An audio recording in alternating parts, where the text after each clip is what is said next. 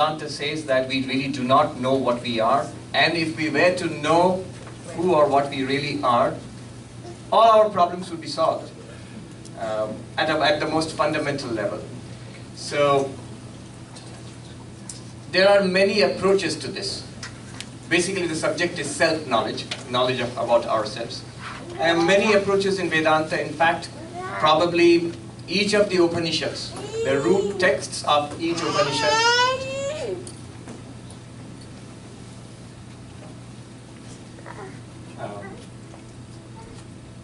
that will not work. I think you have to take the kid upstairs. In fact, each of the Upanishads being the root texts of Vedanta, each of the Upanishads has its own unique approach to this question, the question of self-knowledge. So today, this evening, I'm going to take up one of these many approaches. One of my favorites, I would say. You find this in the Taittiriya Upanishads, one of the major Upanishads. By the way, when we say major Upanishad or minor Upanishad, a point of clarification here, Adi Shankaracharya, about 1400 years ago, he selected some of the Upanishads for writing his famous commentaries on, Bhashya commentaries. So the ones he selected, 10 we know for sure. The 11th one, Shvetashvatara, is a little iffy. So these are called the major Upanishads, just because he selected them and they form the basis of what we today know as the school of Advaita Vedanta. And Taittiriya Upanishad is one of them. In fact, it is said that it was the first one selected by Shankaracharya to write a commentary on. Now in that Upanishad, which has 3 chapters, the second chapter is known as Brahmananda Valli, the chapter on the bliss of Brahman, also known as Ananda Valli or Brahma Valli. So what I'm going to talk about today is the unique method given in that section, in that chapter of the Taittiriya Upanishad, where the teacher guides the students step by step towards self-knowledge. So we'll take a look at that today. In fact, the very first sentence of the Brahmananda Valli, I think it encapsulates all of spirituality, all of Vedanta certainly. It goes like this. Brahma Vedapnoti Param. The knower of Brahman attains the highest. Brahmavid, the knower of Brahman, Apnoti, attains, Param, the highest. Now, if you expand this sentence, you get the entirety of Vedanta actually. Everything is packed into this sentence. And in fact, the rest of the chapter, the second chapter of the Taittiriya Upanishad, has been regarded as an expansion of this one central key sentence. Once you say this, the knower of Brahman attains the highest, immediately 3 questions come to our mind, or at least should come to our mind. What is Brahman? So what is this blessed Brahman you keep talking about? And how do you know Brahman? You're supposed to be talking about knowing Brahman. How do you know Brahman? And attains the highest. What do you mean by the highest? What do you mean by attaining the highest? What exactly is the highest? And in fact, immediately after this sentence, in the rest of the paragraph, in the rest of the section, you find the next few sentences answer these 3 questions. What is Brahman? How do you know Brahman? And what do you mean by attaining the highest? So very profound, this section. It goes like this. Tadeshabhyukta, it is said in this way in the Vedas. Satyam Jnanam Anantam Brahma.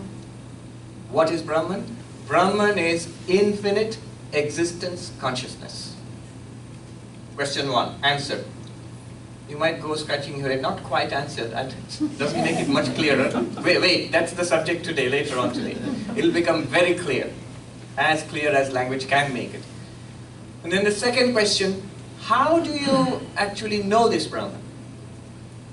Let it be infinite existence, consciousness, whatever is it, how do you actually know this? How do you realize it? The next sentence goes, Satyam Jnanam Anantam Brahma Yo Veda Nihitam Guhayam Parame Vyoman.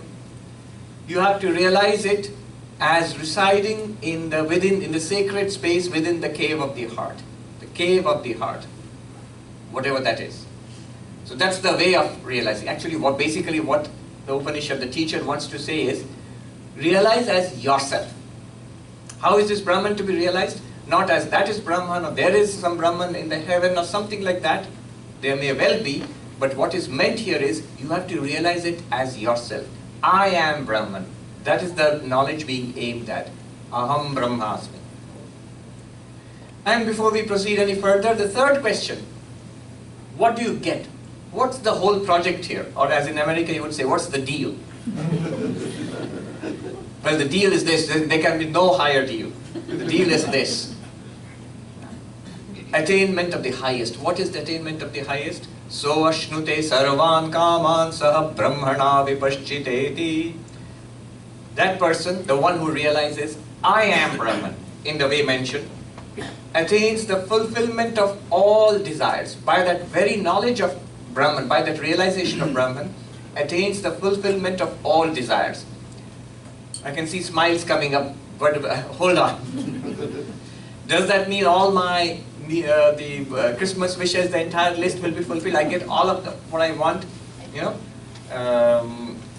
The kids get their PlayStations, and I get that spiffy new car, and I get a raise, and I magically lose weight, and whatnot. Whatever I want, all of that I get it if I know Brahman? No. Sorry to disappoint you. But actually you get something much more. By realizing Brahman, that I am Brahman, what we get is, by trying to get all these things, whether it's $1 million, or being very famous, or being rich and young and beautiful, or whatever, and successful, by all these means, what are we trying to do? We are trying to find lasting peace and happiness. Profound, limitless joy and happiness. We are trying to overcome suffering. In Sanskrit, dukkha nivritti, overcoming suffering and attainment of ultimate bliss, ananda prapti. So that is what is meant by attainment of the highest. That's what you get. In fact, that's what's understood as moksha, the highest goal of humanity. Literally, moksha means freedom. You know, the way it is put in Hinduism, Buddhism, Jainism, Sikhism, all the Indian traditions, ultimate freedom, moksha, kaivalya, nirvana, whatever you call it, we have this commonly accepted idea of a cycle of births and deaths. We are going through a cycle of births and deaths, and we have had many lives earlier, and we are not going to die when the body dies, and that's not good news. We are going to continue, we're going to repeat this. There's a phrase in America, Groundhog Day or something like that, they call it repeating. So it's more or less variations on that. So as you can see, after some time it can become tiring. Even if you don't remember it, if you are tired of it, you are a mature soul. Even if you don't remember having been around many, many times. We carry the samskaras, the spiritual evolution from life to life. So very soon, certain things which might interest other people, certain things others might find fascinating, you are, well, it's alright, it's interesting. It doesn't hold your attention much. Why not? Why do people seem to be at different levels of maturity?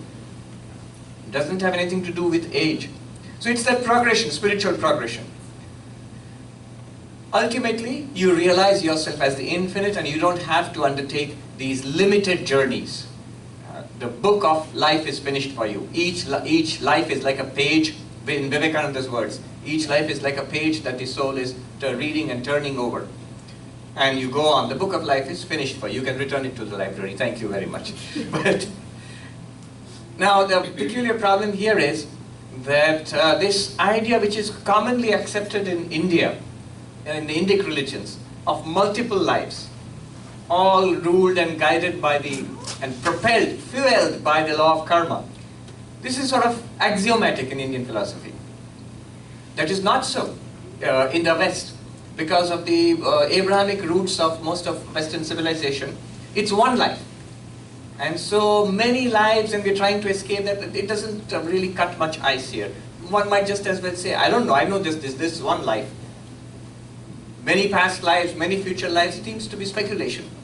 So how do you redefine moksha, which can be something that is acceptable and inspiring for everybody in the world? then that redefinition is actually attainment of peace and joy and overcoming suffering. Dukkha nivritti, overcoming suffering, and attainment of lasting, deep peace and joy. That, I think, is something that everybody can sign on for, whether you believe in many lives or you do not. Basically, the whole thing about many lives can be reduced to this. The Buddha's quest. There is suffering, is there a way out of suffering? So basically it's the same thing. In fact, in all of Indian philosophy, with the exception of the Charvaka, the materialist, with all of Indian philosophy, in one sense even the Charvaka, all of Indian philosophy is basically how do we overcome suffering and how do we really have fulfilling lives. So that's the point. Here Vedanta says, by realizing Brahman.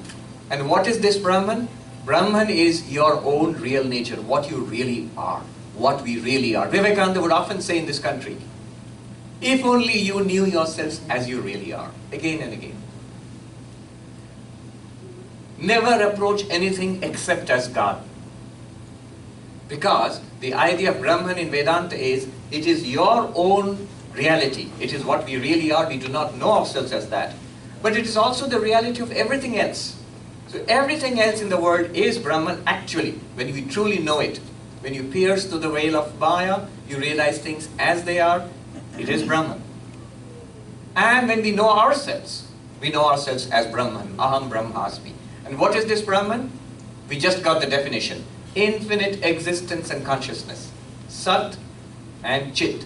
Satyam Jnanam Anantam Brahma. Brahman is Anantam, limitless existence consciousness.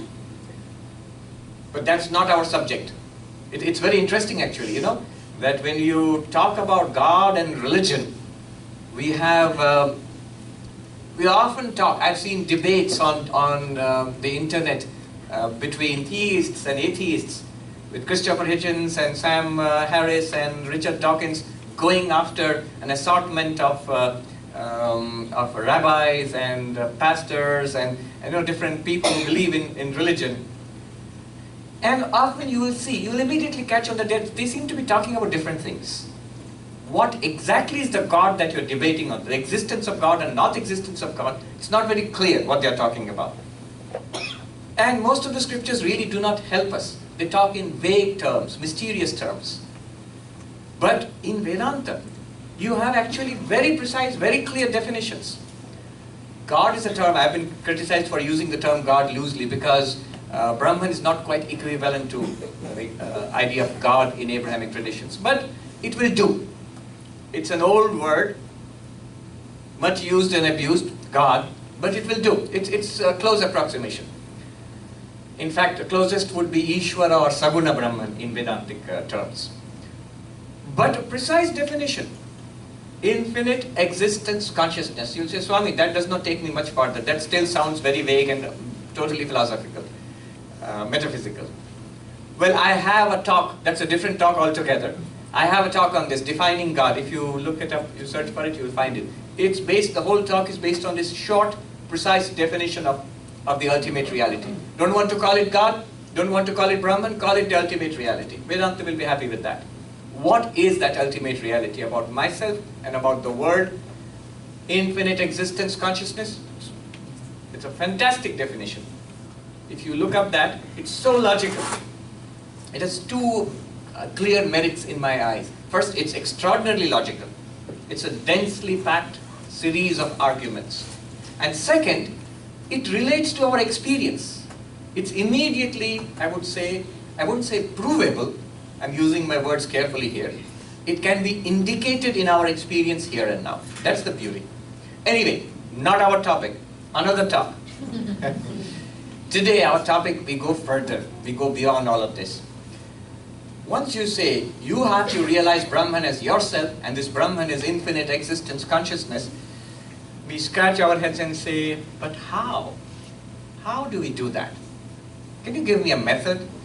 The next part of the Taittiriya Upanishad, what follows this, is a method. And that is our proper subject this evening. What is the method for realizing that I am Brahman, for realizing my true nature as Vedanta would have it, as infinite existence consciousness? So this method is the unique method of the 5 sheaths. 5 coverings, as it were, of my real self. And it starts right after this proclamation that if you know yourself as you truly are, how do you know it? What was indicated? You realize yourself as Brahman in the sacred space of the cave of the heart. No, note the words, the cave of the heart. The heart. What is the heart here? Not the physiological heart. In the commentary, Shankaracharya says, Buddhi Guha. The heart is basically our awareness, understanding, more precisely the intellect. The one which we are using now, hopefully, to understand this, that one is the cave.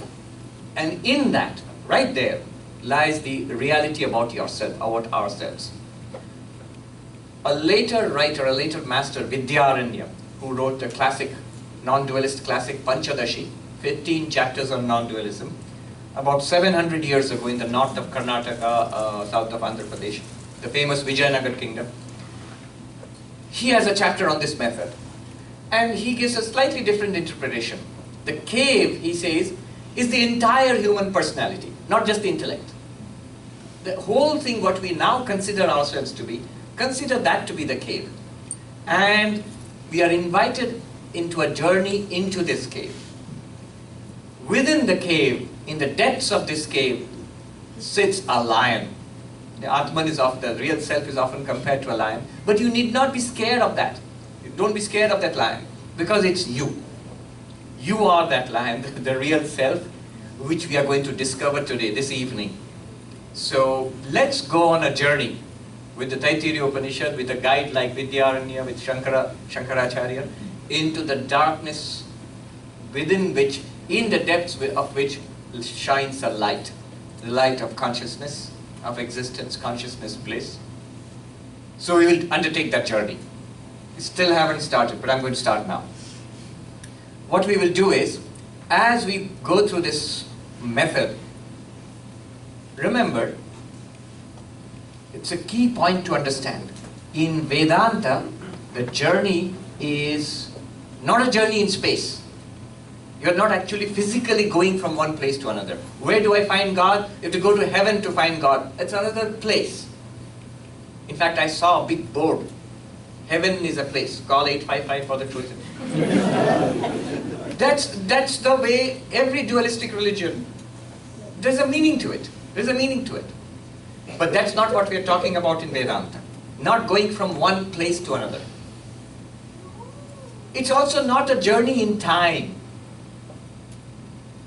When will you find God, the ultimate reality, whatever it is? After death. Look at the word, after. After is a time word. Before and after. Not now, after death. Well, after death is nice. If I say that, I'm safe. You can't catch me now. You say, where is Brahman? After death. And after that, you can't catch me if you don't find God.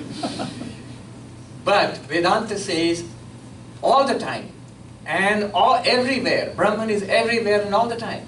If Brahman is everywhere and all the time, then Brahman is here and now. And the Upanishad says, you are Brahman.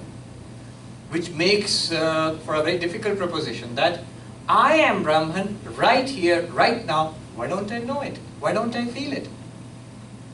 So Vedanta is a journey not in space, not from one place to another place. Vedanta is a journey not in time, from one time to another time.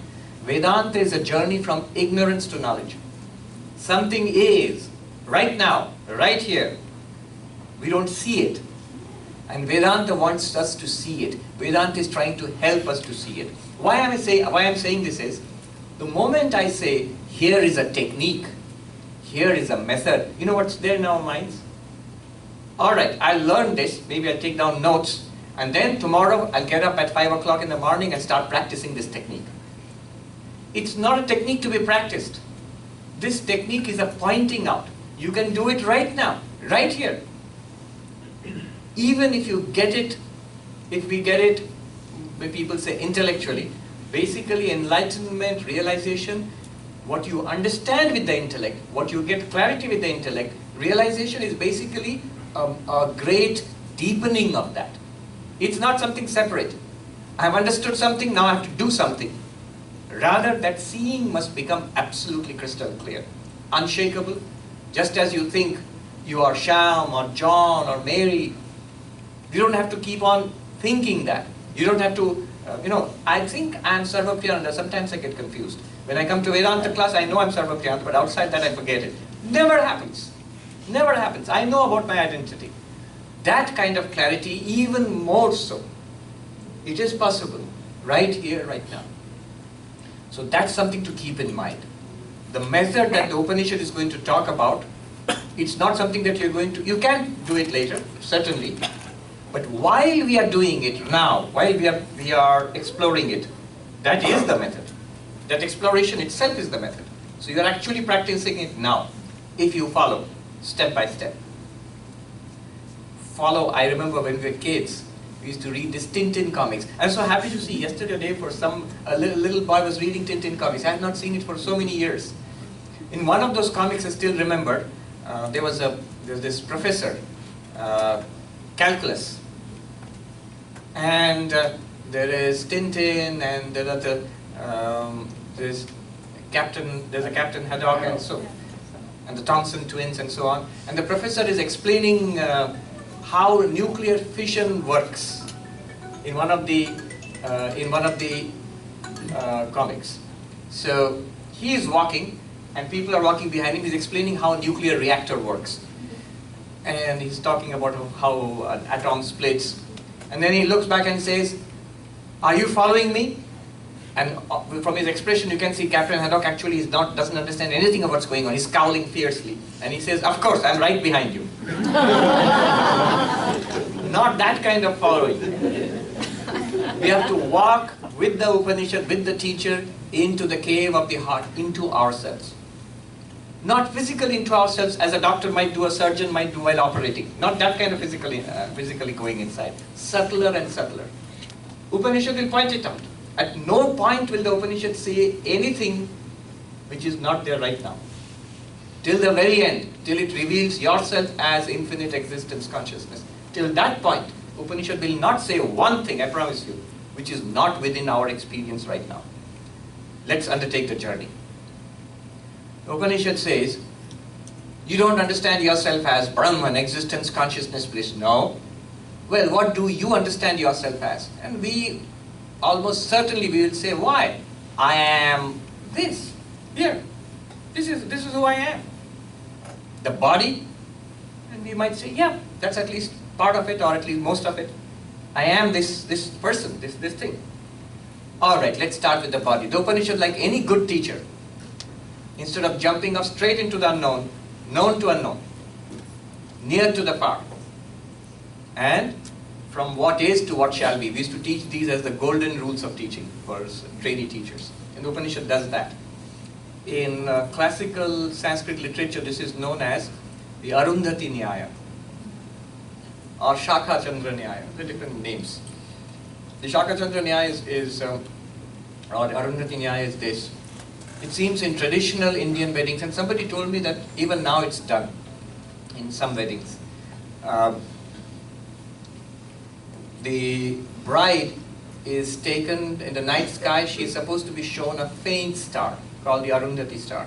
Now, it's very faint. If you just point it out like that, there it is. The girl is going to make a mistake. She can't. It's too faint. So the way they do it is, look at this tree. Okay, look at the topmost branch of that tree. Okay, and just above the branch you see a bright star. Somebody said you see the moon, but I don't think anybody has to be pointed out. To point out the moon, you don't have to look at a branch. So that bright star. And near the bright star to its left, you see a less bright star. And immediately to its vicinity, you see a faint, dim star, and that is the Arundhati star. And the girl gets it. Okay.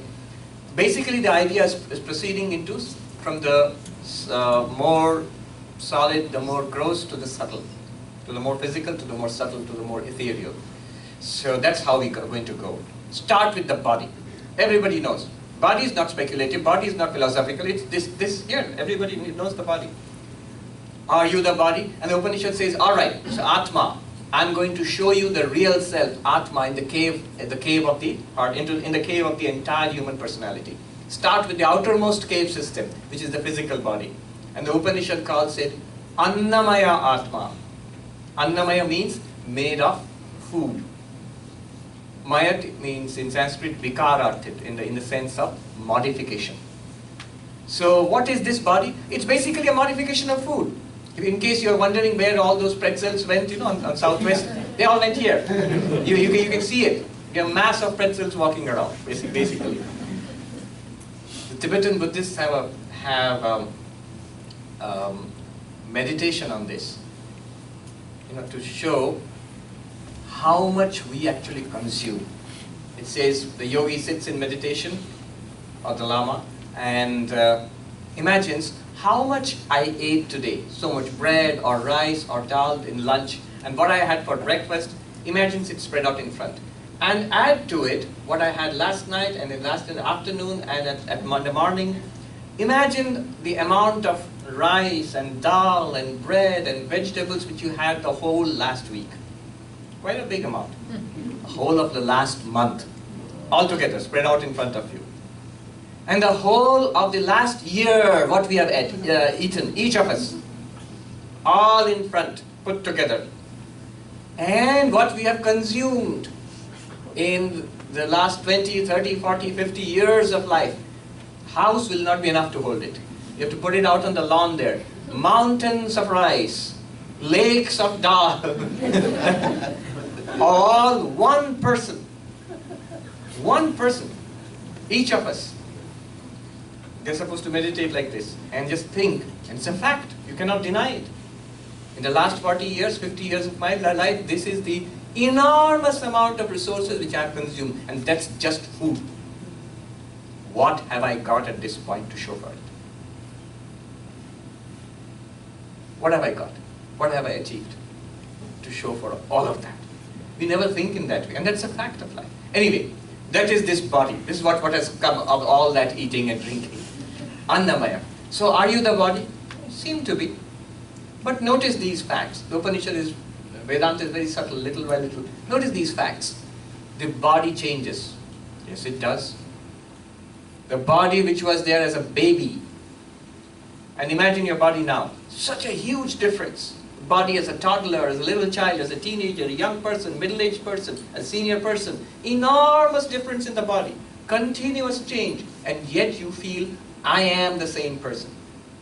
How can the changing and the unchanging be the same? How can the changing body and your intuition of yourself as the same person be the same? They cannot be.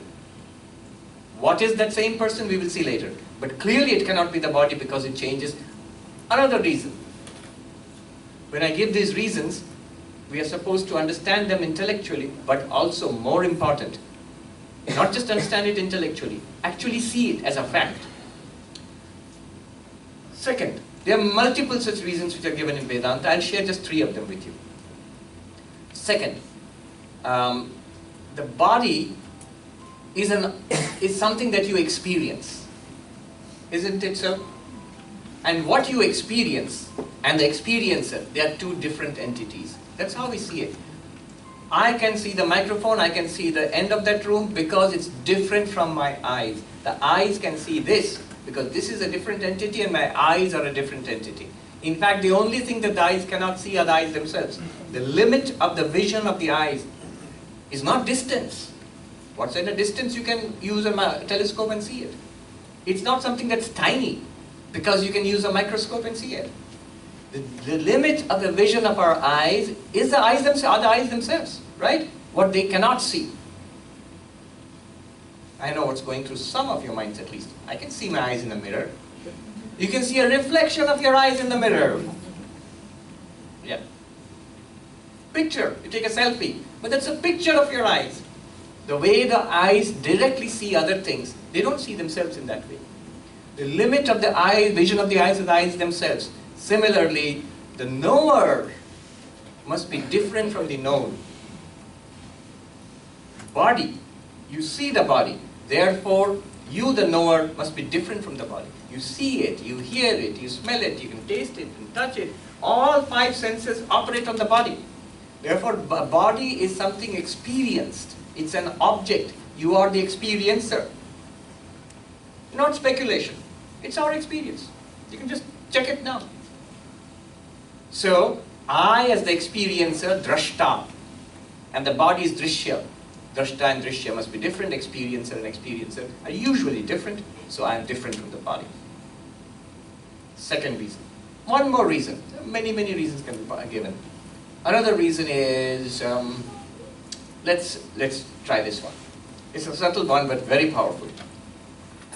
You are aware of the body. The body is not aware of you.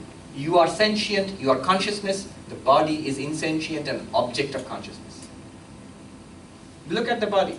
You are looking. What is the sensation you get? I am looking at my hands. I don't feel that my hands are looking at me. That would be scary. The hands just say hello. No. You feel that you are a sentient being aware of your body. That's how you feel. If you just examine your experience, phenomenologically, just look at your experience. I am aware of the body. If you are aware of the body, then who's conscious? You are conscious, whatever you are. The body is not conscious of you. You are conscious of the body. So this in Sanskrit is called chit jada. You are chit, consciousness. Body is insentient. It seems to be conscious. Why? Because you are present there. You, I, we are the sentient beings embodied within this body. Hence the body, like a light put in a, say a glass case. The glass case is not luminous. The globe on which you put on the light, that's not luminous. It's the light inside which is luminous. But the whole thing seems luminous because of the light present within. The body seems conscious because I am present here. But clearly, I am aware of the body. The body is not aware of me. Even the very concept is silly. You are chit, body is jada. These three will do. You are unchanging, avikari, nirvikara in Sanskrit. And body is changing, savikara. Vikara means change, modification. Continuous change, body. Then you are the experiencer, drashta. Body is drishya. They must be separate. You are sentient, aware, chit. Body is jada, insentient. Because of these reasons and many more. I can give you half a dozen more right now. But because of these reasons, if you see, try to see the body as, definitely the body is there. Definitely we have a feeling of being embodied, but I am not the body. I am not the body. Okay, I can live with that. But think about the consequences, enormous consequences. If the moment you say, I am not the body, you can't say, you can't lament now, I am fat. I want to be skinny. No, you can't lament that because you are neither fat nor skinny. How can consciousness be fat? How can consciousness be skinny? Yes, body might be overweight, the body might require slimming, or body might require putting on weight, whatever it is. Not me. Not me. Sick, ill, birth and death. Enormous thing, you know, fear of death immediately goes when you say that I am not the body. Subtle point. I am not saying the body will not die. The body will die. Vivekananda was very clear on this point. Saints die and sinners die. Emperors die and paupers die. The most learned of people die and the most ignorant of people die. Death of the body is what we call death. That will happen to everybody. To us also. But it is not our death. So I am not the body. Okay, I am not the body. So what am I? Let us go further into the cave. This is the first step, first outer system of the cave. This is called Annamaya, made of food and drink. Let's go deeper into the cave. Deeper does not mean, we say inside and inside, but inside does not mean physically inside. Because if you go physically inside the body, what do you find? What do doctors find? The body. More of the body. Messier stuff inside. Just because it's packed into a skin, seems nice. Inside it's really, you know, often sthula sharira in Sanskrit is translated into English as gross body. Now in gross in America, it means something else. It means messy, you know, awful. And in a sense it's not wrong actually. Gross, the way it is translated, simply means physical. But in America it means messy and you know, smelly and awful, gross. And it is true. The body, no matter how nice it seems, the stuff inside the body is pretty gross. Alright, so inside the body is not in that sense inside. It means subtler, inward, in our awareness of ourselves. what's the next thing that comes up?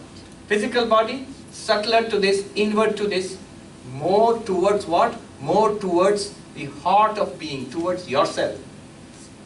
The awareness which we are, more towards ourselves. What do we feel? The next thing we become aware of, less gross, more subtle, is life itself, prana. Upanishad says prana. This was something that was common in all ancient cultures, this idea of a life force.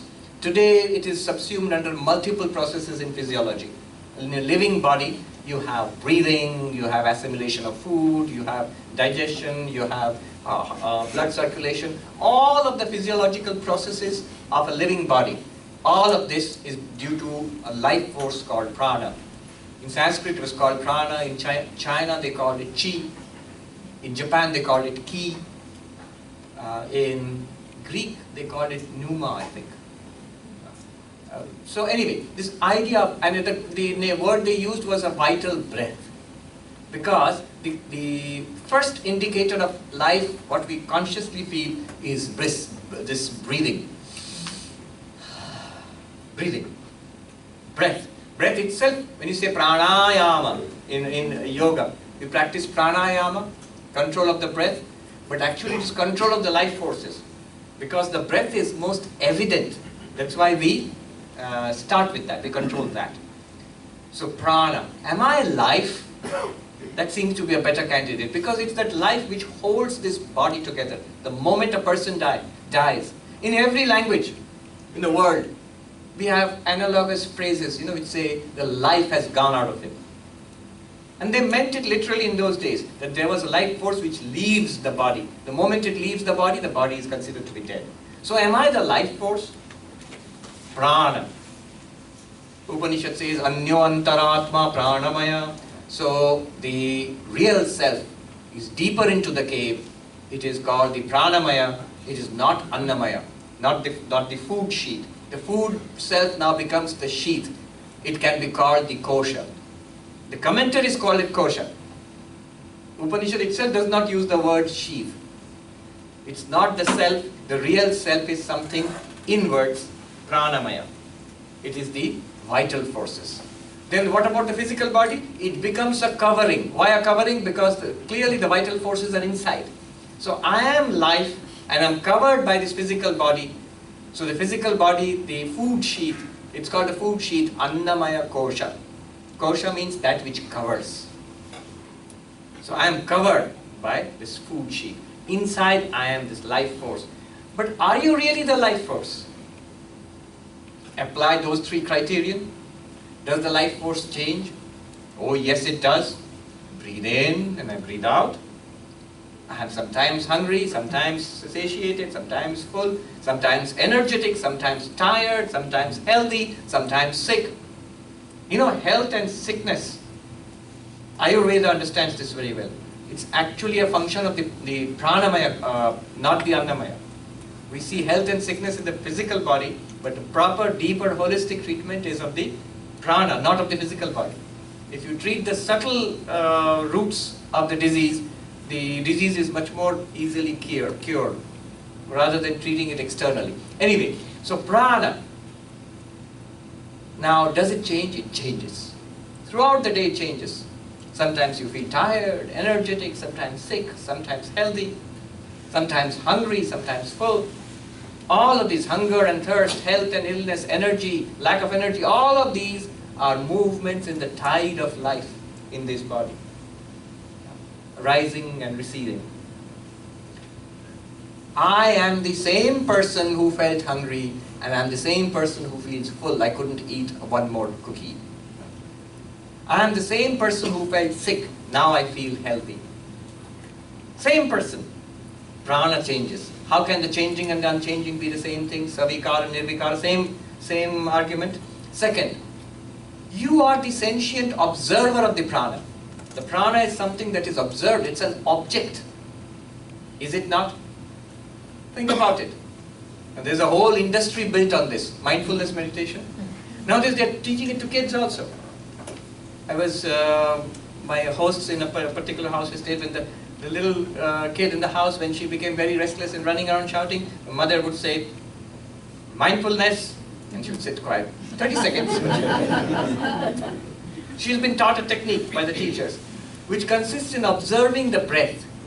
Breathing in, breathing out. Be aware that when you're breathing in, be aware that you're breathing in. Be aware that when you're breathing out, be aware that you're breathing out. Very simple. What could be simpler than this? Breathing in and breathing out. Highly recommended. But what Advaita Vedanta takes away from this, it's a beautiful way of calming the mind, by the way, becoming mindful. But what Vedanta takes away from this is, in that case, the prana, the breath, is an observed object. And you are the observer. If you're watching your breath, who is watching? You are watching. What are you watching? The breath. If you are watching the breath, then you can't be the breath.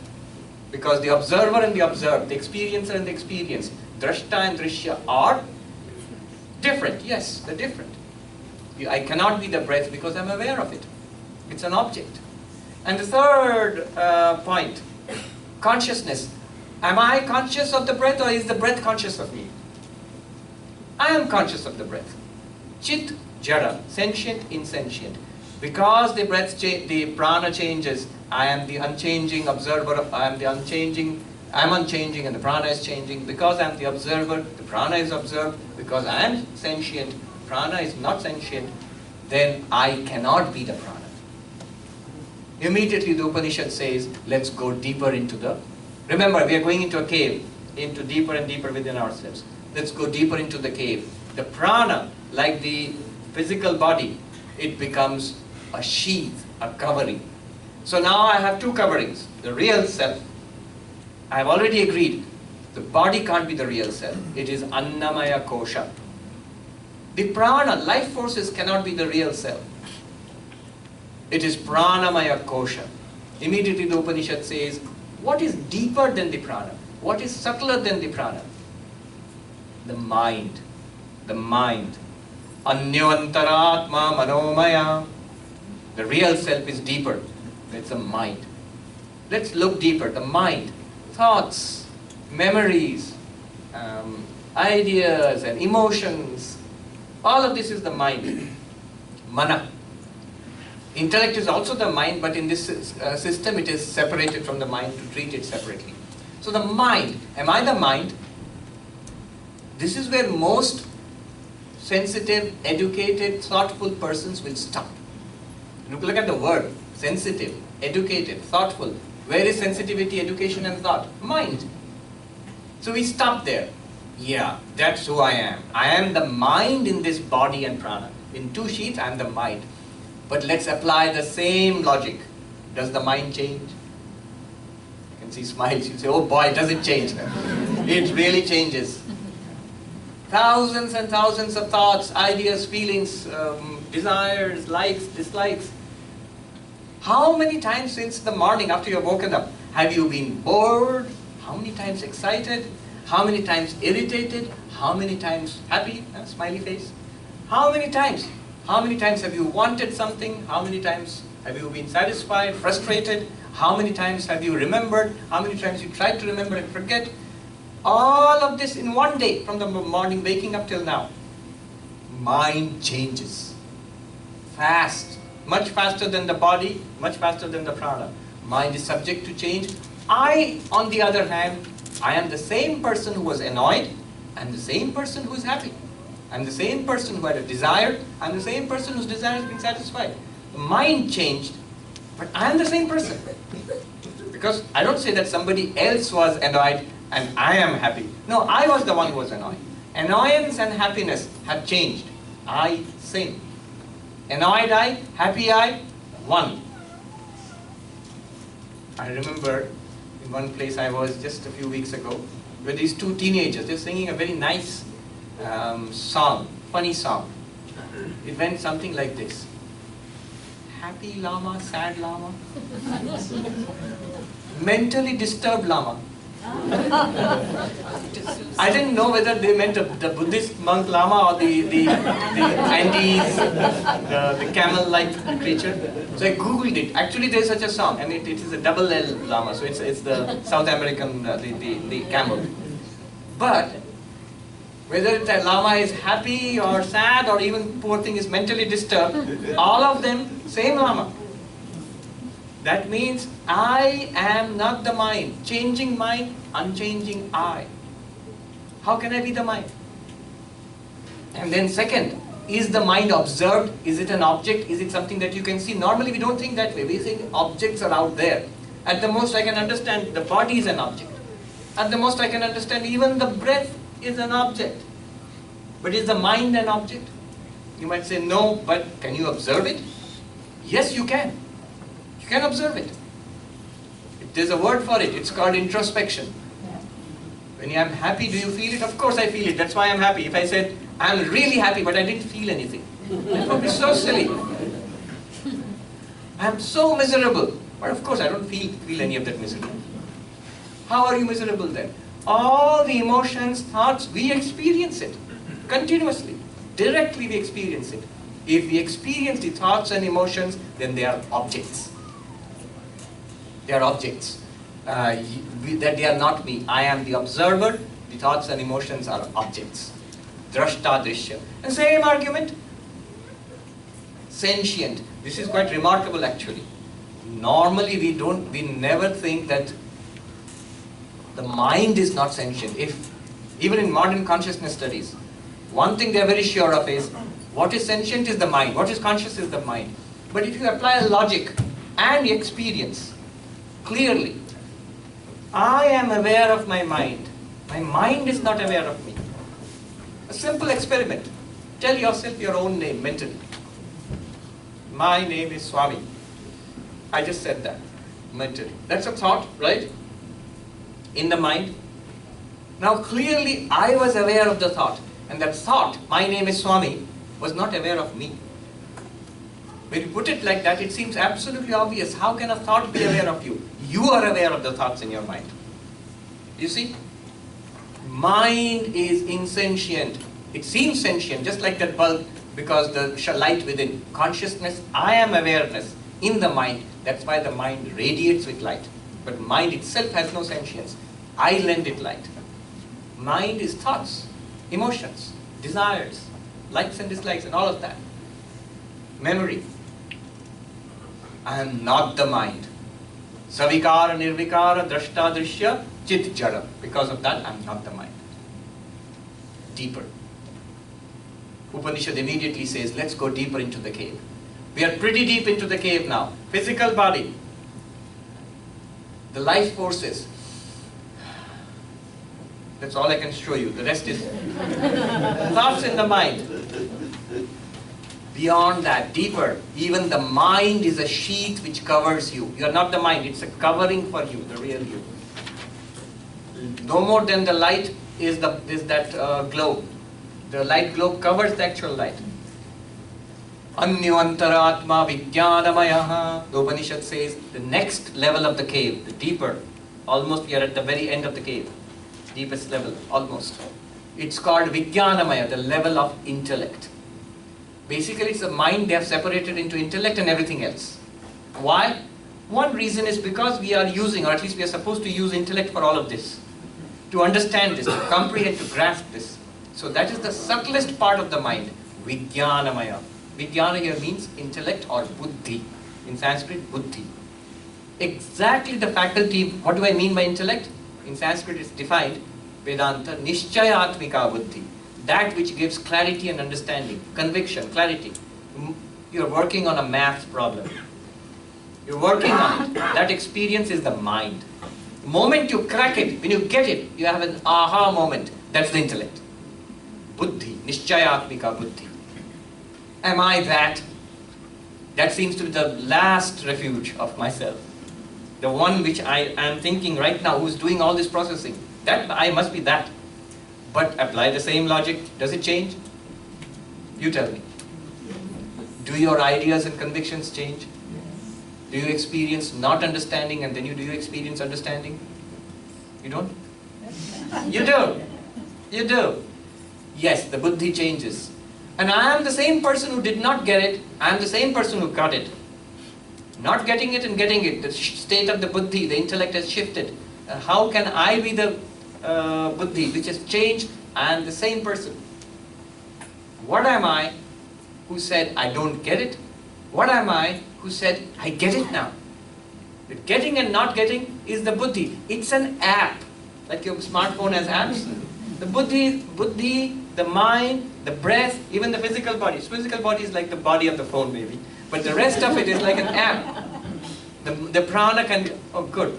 It's a new metaphor that occurred to me now. Let's see how, push it and see how far it goes. The prana is the power pack, the battery. That's how the prana functions. When you say my phone died, oh it even works there. You say my phone died. It's basically the prana going out, so that it works there too. And the rest of it, the operating system is like the mind, the basic part of the mind.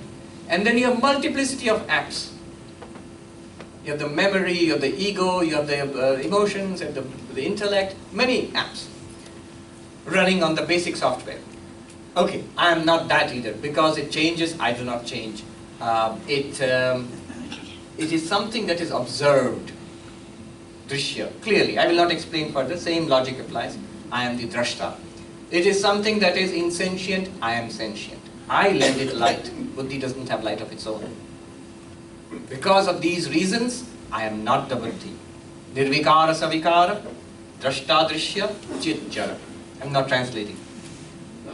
Upanishad says, yes, even the intellect which you are using for all of this is a covering. Go deeper. The last part of the cave. And we are getting warm here in the sense that, the real self is now going to be revealed. We are eager to know. Upanishad's going. We don't know the Upanishad is going to pull a fast one on us right now. We have made this journey trusting in the Upanishad and Shankara and Vidyaranya. They have real surprise up their sleeves now. Next, the deepest part of the cave is called Anandamaya Kosha. Anandamaya Atma first. What is that? It's not something we normally think about. When you say intellect, most people understand what we mean once you point it out. It's that which gives clarity and understanding right now. Beyond that, something that we experience in deep sleep, for example. When you do not experience the physical world, you do not experience your own body, you do not even experience dreams in the mind, everything seems to shut down for you from your point of view. But that darkness, it's also a kind of experience. Try this now. Now your eyes are open, hopefully. It's sometimes a struggle to keep your eyes open in Vedanta. Your eyes are open. You can see so many things. Close your eyes. Now if I ask you, can you see anything? A normal answer will be no. But consider this fact. What has changed? Nothing really has changed. You've just drawn a lid of skin over your eyes. Your eyes are still functioning exactly as they were when the eyelids were open.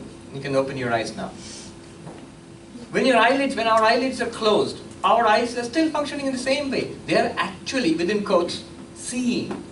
But there's nothing to see because the light has been cut off by the eyelids. Exactly like that.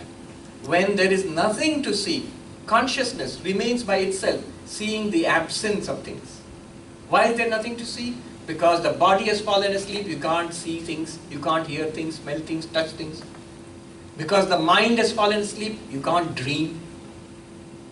So it's blank. Nothing is being presented to the awareness. So the awareness is aware of nothingness. Deep sleep is not an absence of experience, it's an experience of absence. Are you that darkness of deep sleep? It's called the Anandamaya, bliss sheet. Why it is called the bliss sheet, we will not go into that. But it is. Now, are you that? I'm mentioning it, normally we don't even think about it, but I'm mentioning it for completion because the Upanishad mentions it. That also comes and goes. We go into it in sleep and we come out of it. That is also an object. Things are objects, and the absence of things is also an object. Do you agree? You are aware of the absence of things. You are all here. I see people. Now if you had not come and the hall was empty, I would notice the absence of people. That's also an experience. So the absence of things is deep sleep. Absence of the experience of things is deep sleep. It's a kind of experience itself. So it is something experienced. I am the experiencer. Two cannot be the same. Sentience is on my side. You experience the darkness of deep sleep. You experience the absence of things. The absence of things does not experience you. When you put it that way, it seems very clear. Savikara, Nirvikara, Drashta, Drishya, and Chit Jara. Because of these reasons, the final darkness, the deepest level of the caves, is also not you, is not the real I. That's also a sheath which covers us. Anandamaya Kosha. Before we go further, now we are ready. Let's see. Take a look back into this series of caves we have traversed. There is the Annamaya Kosha, the food sheath. Let me demonstrate. What is the food sheath here? This hand which I'm rising, which everybody can see. This is the food sheath. I'm not it. Go deeper. Then comes the Pranamaya Kosha. The energy which I use for raising and putting this hand down, that is the Pranamaya Kosha. It looks like I'm doing Tai Chi or something. So, that is the Pranamaya Kosha, the energy which I use. And the thought, shall I raise my hand, shall I put my hand down? These options which are coming, in Sanskrit, Sankalpa Vikalpa, that is the mind. Follow, just not intellectually, you actually see it. When I say see the body, it's not an intellectual understanding only. You're actually experiencing it. Similarly experience the breath. Similarly experience the mind which is thinking now. That is Manomaya Kosha. The thought, am I right? Will I raise my hand? Will I put it down? And the decision taken, I am raising my hand. It's going on right now in my mind. That I am raising my hand, I am putting it down. That's the intellect. Okay. See how subtle we have become. Push further back, you will hit a blankness.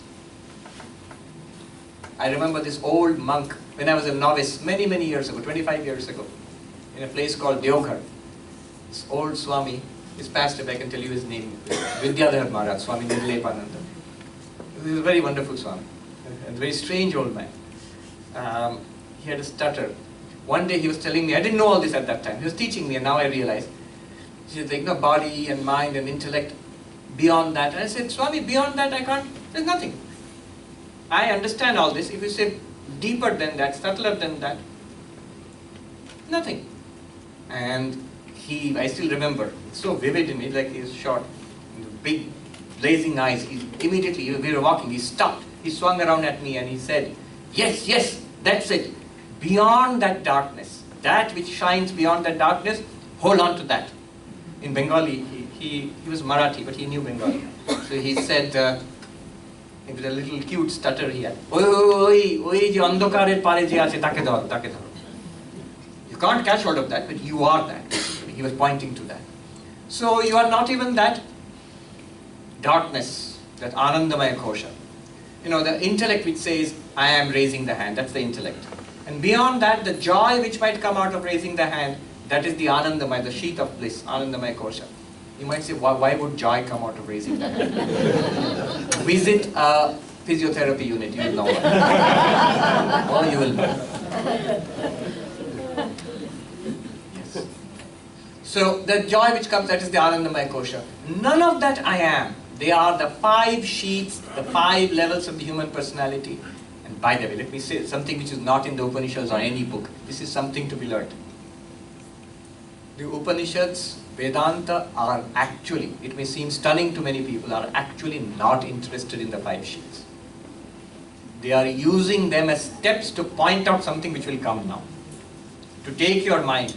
When this person points out the Arundhati star to the bride, tree, branch, bright star, dim star, all of that, is he really interested in the tree or the branch?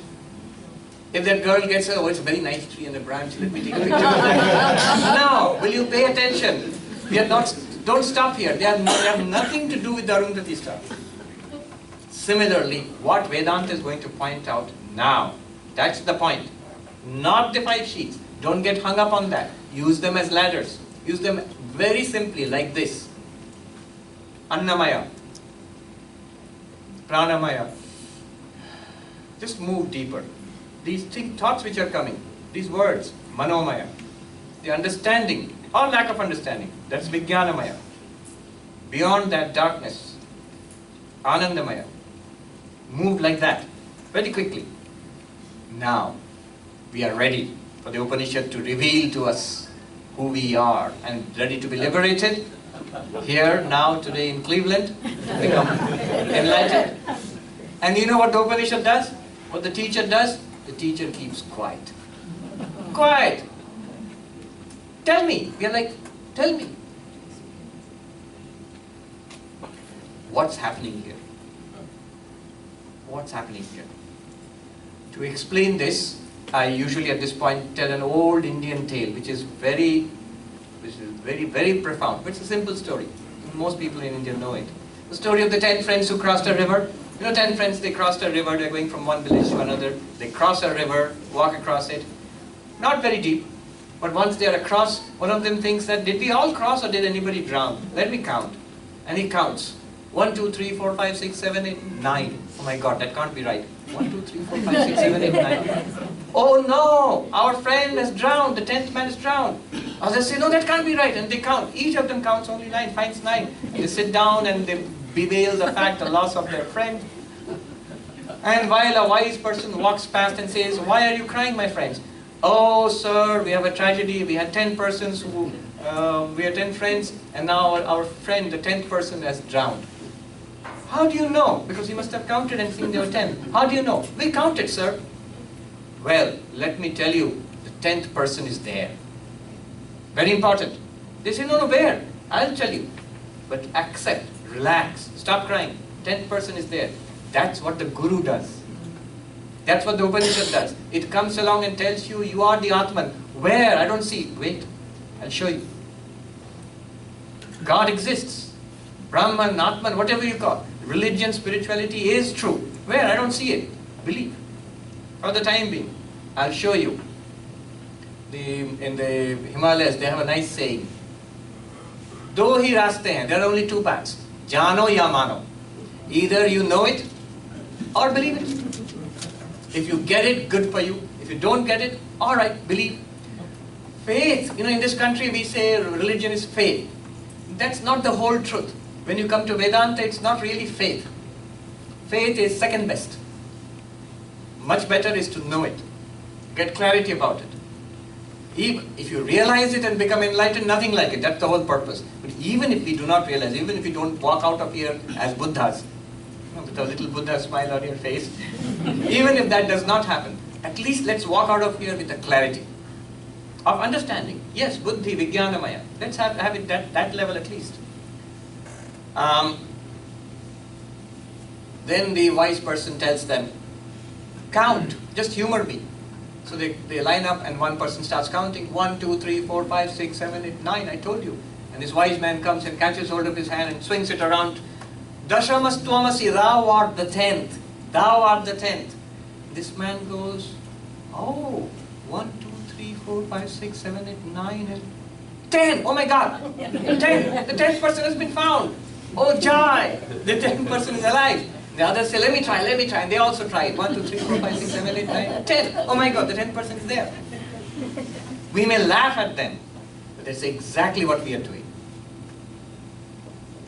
Now, this 10th person, getting the 10th person, is the process. What you have to do is, you have to sit quietly, observe, stay with the physical body for maybe 30 seconds, 1 minute. Then stay with the breath for 30 seconds, 1 minute or 2 minutes, breathing in and breathing out.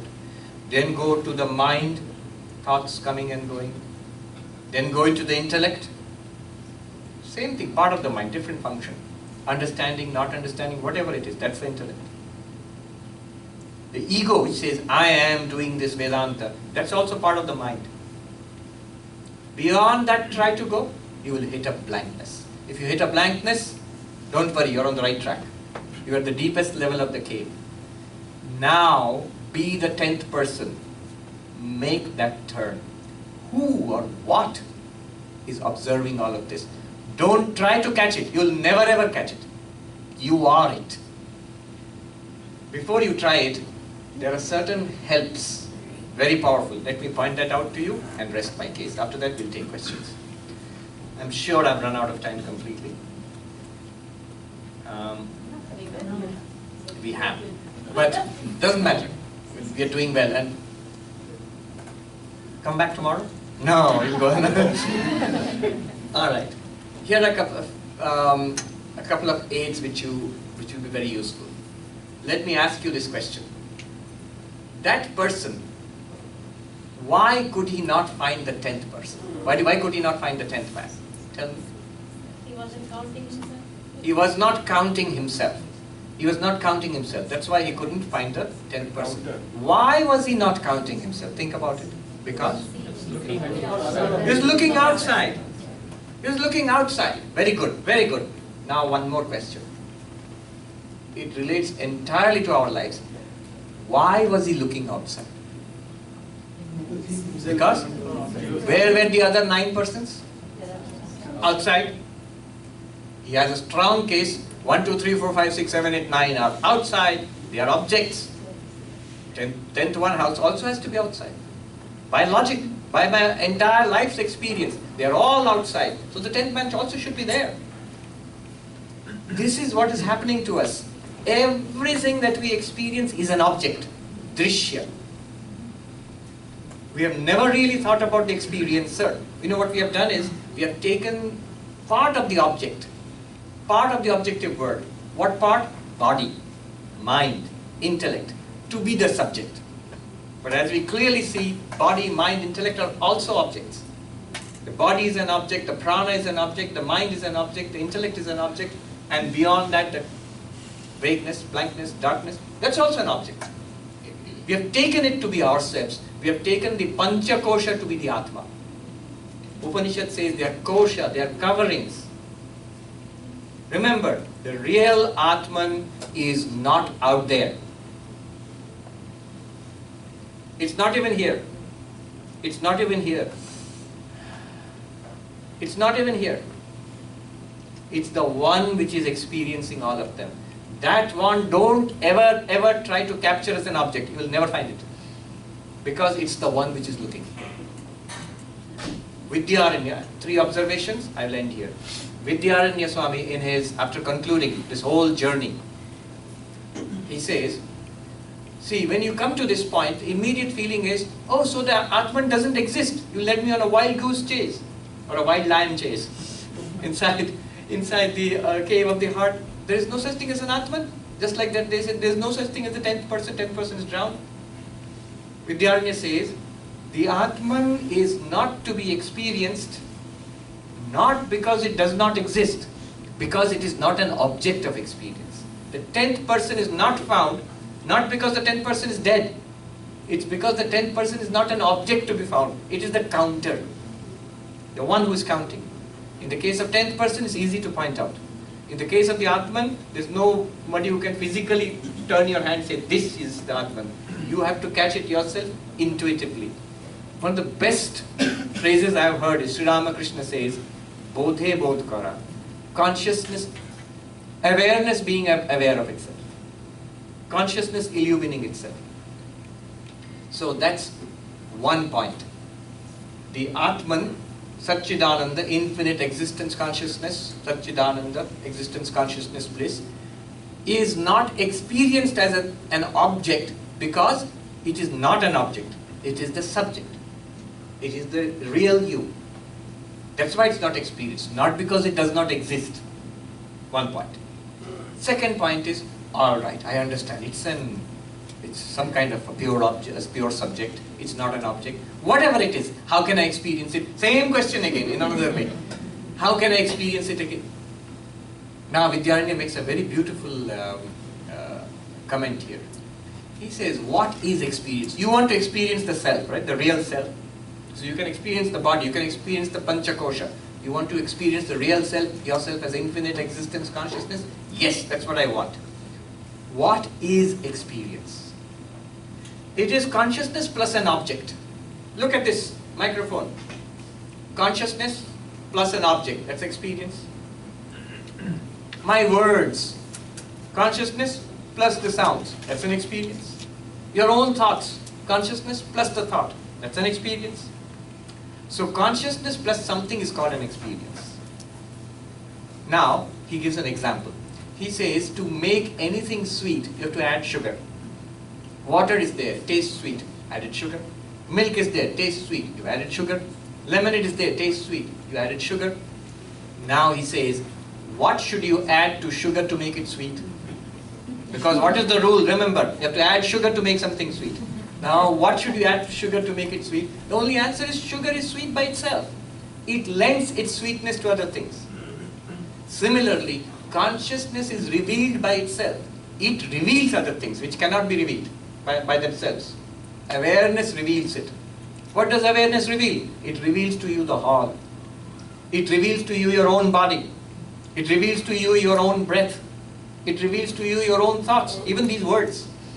It reveals to you your own understanding. It reveals to you the darkness beyond that understanding, that blankness. What is it in itself? You need not add something else to make it experienceable. It is always experienced. In every experience, consciousness is experienced. Atman is experienced in every experience. Kena Upanishad says, Pratibodha viditam matam amritatvam hi vindate. The one who realizes this Satchidananda, oneself as pure consciousness, when? In every experience. When you're walking, talking, meditating, not meditating, driving, every experience is an experience of Brahman. And you, not theoretically, actually. One who realizes that attains immortality. That's Kena Upanishad. Last point is humorous. 3 observations. First is, the Atman is not to be found not because it does not exist, because it's not an object. Second is, don't try to experience the Atman. What is experiencing? Adding something to consciousness. Consciousness itself need not be added to consciousness. It is self-revealed, like sugar is sweet by itself. Third point is little humorous. There is a nihilist who says the Atman does not exist. There is no such thing as the Atman. Now remember, in ancient India, the debates were between 2 sides. You tried to prove something, the other opponent tried to disprove you. So the one who wants to prove something, you're called Siddhante, the one who has a proposition to prove, literally. The one who is trying to disprove it is called Purva Pakshi, opposing side. Pakshi does not mean Paksha means a side. Siddhanta Paksha, Purva Paksha, opponent. So one of the opponents is a person who says there is no such thing as the Atman, the self. What you're talking about, there is no such thing. It's just speculation. Why does he say there is no such thing? Because already we have admitted body I am not, because of the reasons. We gave reasons, remember? What are the reasons?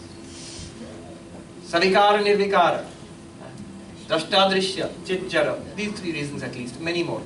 Because of these reasons, I am not the body, I am not the breath, I am not the mind, I am not the intellect, I am not the Anandamaya, the blankness beyond the intellect. So none of them I am. But beyond this, I do not find any self. So the self does not exist. That conclusion the nihilist tries to push. Now Vidyarnya says, it's a very humorous way of bringing the whole subject to an end.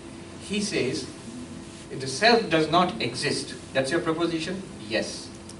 Then you don't exist. Because you are the self. You don't exist. So I don't have an opponent. I need not answer this question. Alright, thank you very much. Thank you.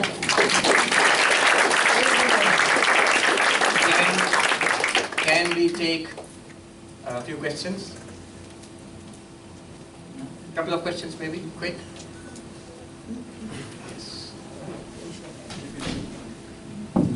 It will be difficult to send the mic. I can hear you. I'll repeat the question. I know it's being broadcast, so I'll repeat the question for the internet audience.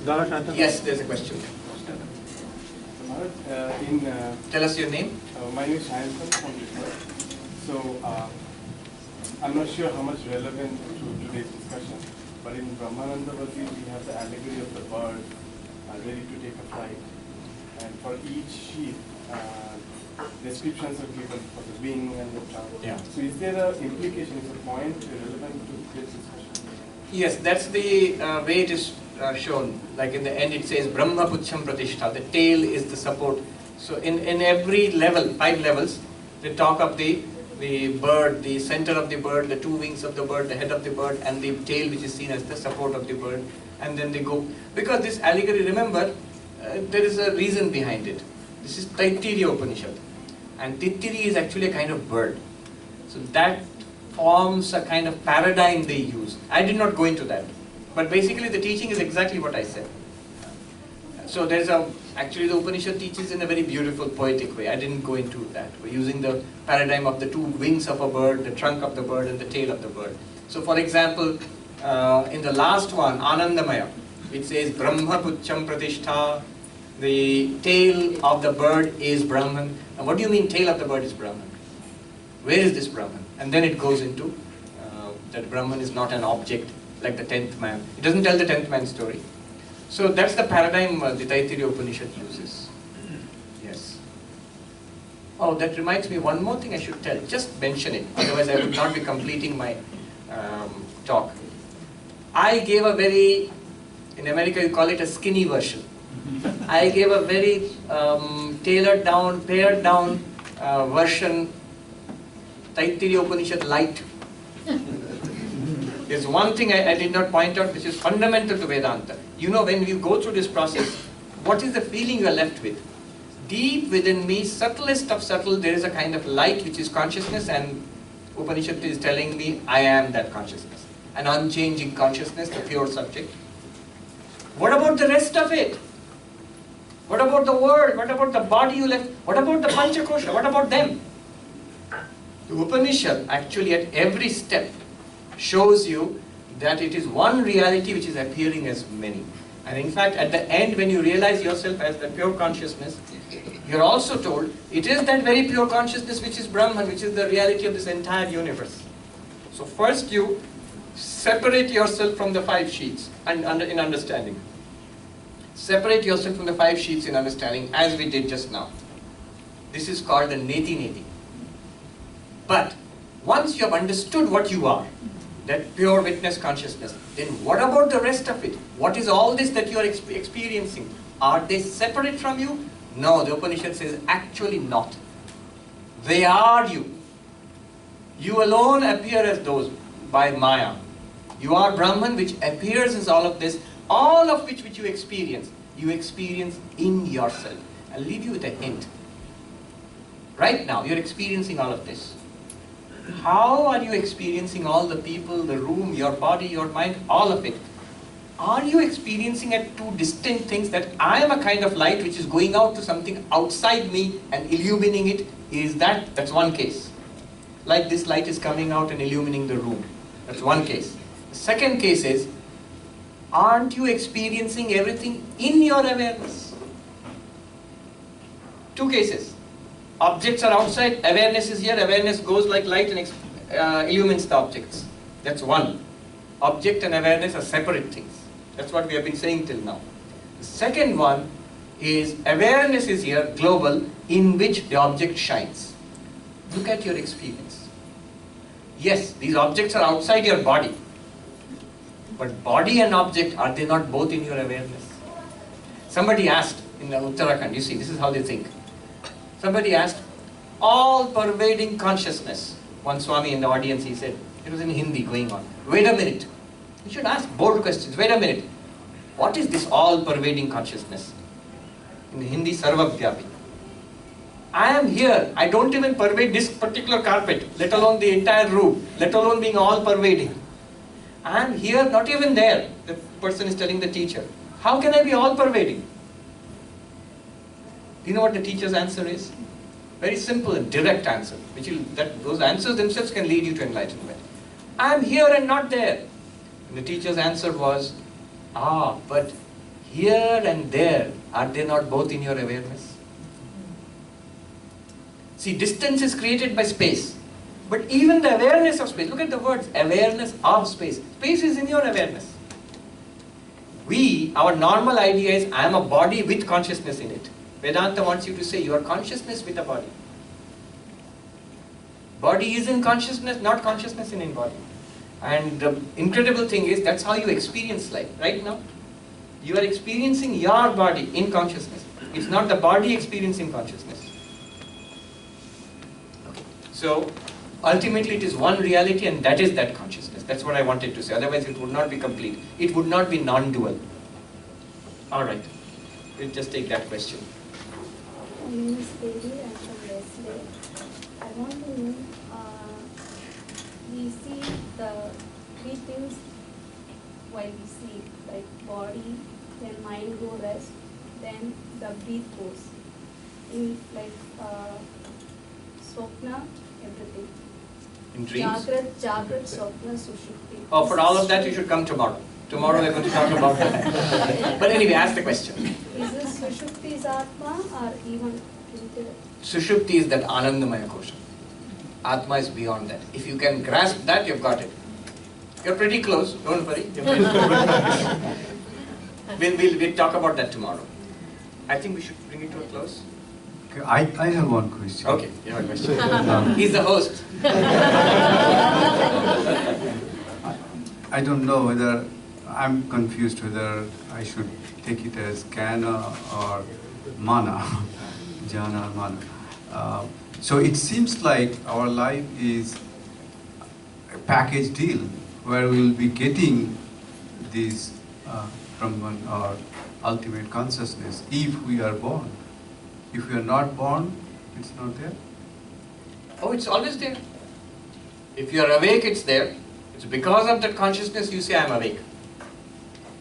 If you are not awake, you are in deep sleep. That's also an experience. We are born with what is being born. It is the subtle body coming into a physical body. Consciousness is always there. Right? So, the Vedantic idea of the self, today we just saw food, the food sheet, Annamaya, Pranamaya, Manomaya, Vijnanamaya, Anandamaya. Okay, I can explain that way. And beyond that, the Atman, or underlying all of that, the Atman. It is the Atman with Anandamaya, Manomaya, Vijnanamaya, Pranamaya. This is the Jivatman. That's each individual being. The infinite Atman itself limited by Anandamaya, Vijnanamaya, Manomaya, Pranamaya. That is what leaves the body when the body dies. Atman remains as it is. The three Vijnanamaya, Manomaya, Pranamaya and the Karana Sharira, which is Anandamaya, they leave the physical body, dead body, and then they go to other bodies. That's what we call birth. Consciousness is always there. Brahman is always there. It really has nothing to do with the birth and death are of the body. Birth and death are of the body. Again, don't look here as if you've learned something profound. Oh, birth and death of the body. Of course. You don't need Vedanta to learn that. So we are not multiplying then. We are not multiplying. Who is the we? Always careful. Who is the we? Body multiplying? Yes. 7 billion people, body is definitely multiplying. Thoughts multiplying? Yes, thoughts multiplying. Is it getting diluted? What is what? Again, stick to the question. We are not multiplying. What is the we? If you are saying Atman, Satyam, Jnanam, Anantam, Brahma, the infinite Brahman, is it multiplying? No. Where is the proof of that? What is multiplying are bodies. Alright, just ask. Okay, both of you just ask. I might not answer today. Swamiji, we talk about rebirth. Yes. And it's a huge universe. Why is rebirth, why are we stuck on this planet? Okay, talk about rebirth. It's a huge universe. Why are we stuck on this planet? Yeah. So there is, what you call reincarnation, Punarjanma, that's there, and there is cosmology there, and also NASA is involved there. Why are we stuck on this planet? No, the answer is we are not stuck on this planet. We have many experiences. In Vedanta they speak about many lokas. And we have gone through many experiences in the past, and we will keep going through all of them until you decide to return the book to the library. As long as you keep reading the book of life, you'll have many experiences. And you'll get to see many lokas also. Many worlds. Question, last. Swamiji, in your guided meditation, I think go sheet by sheet, because first they say body, then pranayama, then the mind, intellect, then goes to the infinite Atma. When they say Atma is Nitya, Shuddha, Buddha, Mukta, why is this tendency to cling to the subtle body? And why is this tendency? Well, there is a tendency. One reason, you know why? The real reason according to Vedanta is because we do not know ourselves as Vidya. Avidya, the answer is ignorance. Because the proof, the moment you know this, Swami, I know it now. Well, good for you, but that knowing will not help. Why? Why? It will help. It will help a great deal, but it's not enough.